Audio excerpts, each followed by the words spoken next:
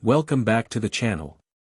Today, we're diving into the story behind one of the most common dimes you may have in your pocket or coin jar, the 1975 Roosevelt dime. While it may look ordinary, its history and composition have a fascinating backstory. Let's take a closer look at what makes this little coin a part of America's rich numismatic history. The Roosevelt dime was first introduced in 1946 to honor the 32nd President of the United States, Franklin Delano Roosevelt. Roosevelt was not only an influential leader through the Great Depression and World War II, but also an advocate for those affected by polio, which is why the dime, with his portrait, became a fitting tribute following his death in 1945. The dime has since remained a constant in American coinage. Now, let's focus on the year 1975, an interesting time for the dime and U.S. coinage. Although this year didn't feature any significant design changes for the dime, it's important to understand its context. The 1975 Roosevelt dime, like many others produced after 1965, was composed of a clad metal composition. This was a major shift in U.S. coinage. Prior to 1965, dimes were composed of 90% silver and 10% copper. However, the rising cost of silver and its increasing demand caused the U.S. Mint to adopt a more cost-effective solution. The post-1965 dimes, including the 1975 version, were made from a copper-nickel clad composition. This means the dime consists of an outer layer of 75% copper and 25% nickel, bonded to an inner core of pure copper. This composition allowed the U.S. Mint to produce durable coins at a lower cost. You can even see this clad composition on the side of the coin, with its distinctive copper-colored core visible along the edge.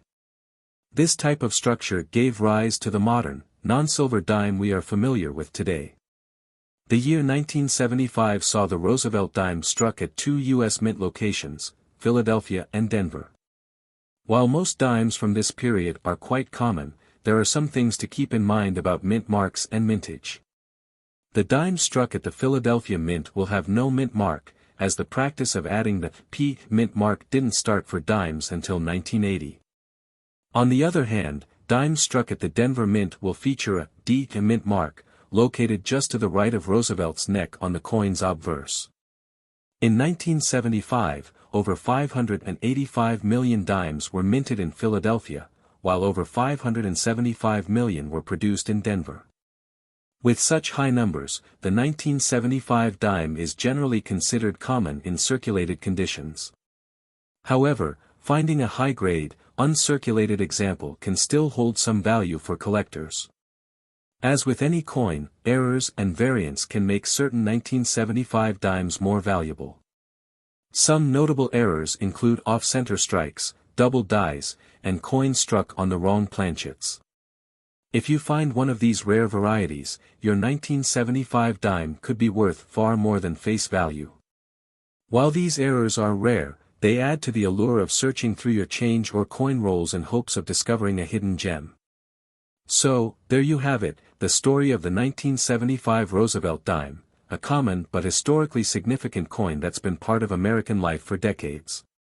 Whether you're a seasoned collector or just curious about the coins you use every day, it's always exciting to learn more about what makes these little pieces of metal so special. At first glance, the 1975 Roosevelt dime appears to be just another coin in your change jar, right? But as with many collectible coins, rarity, condition, and errors can significantly boost a coin's value. Let's start by discussing the basic features of this 1975 dime before we dive into why it fetched such a high price. The Roosevelt dime was first introduced in 1946 to commemorate President Franklin D. Roosevelt, who had passed away the year prior. As a leader who guided the nation through some of its most difficult periods, like the Great Depression and World War II, his legacy was honored on the dime, partly because of his efforts to support the March of Dimes, a campaign that raised funds to fight polio, a disease that Roosevelt himself battled. Now, fast forward to 1975. By this point, the dime had been in circulation for nearly 30 years, and its composition had changed significantly. Prior to 1965, dimes were made primarily of 90% silver and 10% copper. But in the mid-1960s, due to rising silver prices and a national shortage, the U.S. Mint transitioned to a more affordable copper-nickel clad composition. This meant that the 1975 dimes were made with an outer layer of 75% copper and 25% nickel, with a pure copper core. This new, durable material ensured that dimes could withstand heavy circulation without relying on expensive metals. You've probably handled dozens of these 1975 dimes over the years, so what makes one of them worth thousands of dollars? The answer lies in a few key factors: condition, rarity, and striking errors. While you might think of the 1975 dime as just another everyday coin, this particular one is anything but ordinary. It's a rare find, and its story will leave you astonished by just how much a seemingly simple dime can be worth. Now, you might be wondering what makes this dime so special. After all, millions of dimes were produced in 1975, and many of them are still in circulation today. But there are a few key factors that can dramatically increase a coin's value, and this 1975 dime has all the right characteristics. The first thing to note is condition. While most coins from the 1970s have spent decades being passed from hand to hand, acquiring wear and tear along the way, this dime was preserved in mint state condition.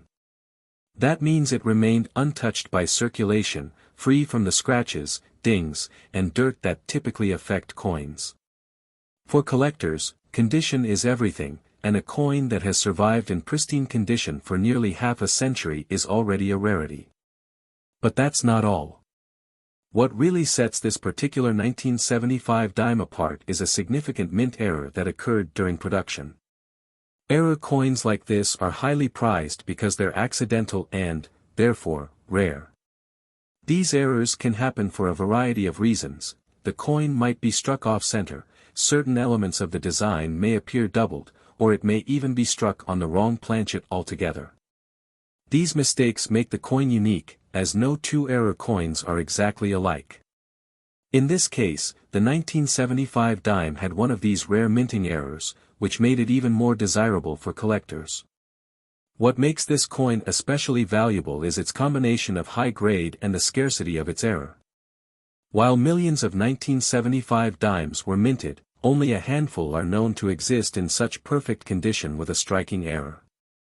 The rarity of a coin plays a huge role in determining its worth. The more uncommon a coin, the more collectors are willing to pay for it, and when you add a unique error into the mix, it becomes a coin that serious collectors simply can't resist. And now, for the moment you've been waiting for, this seemingly ordinary 1975 Roosevelt dime was put up for auction, and after intense bidding from collectors eager to add it to their collections, it was sold for an incredible $5,000.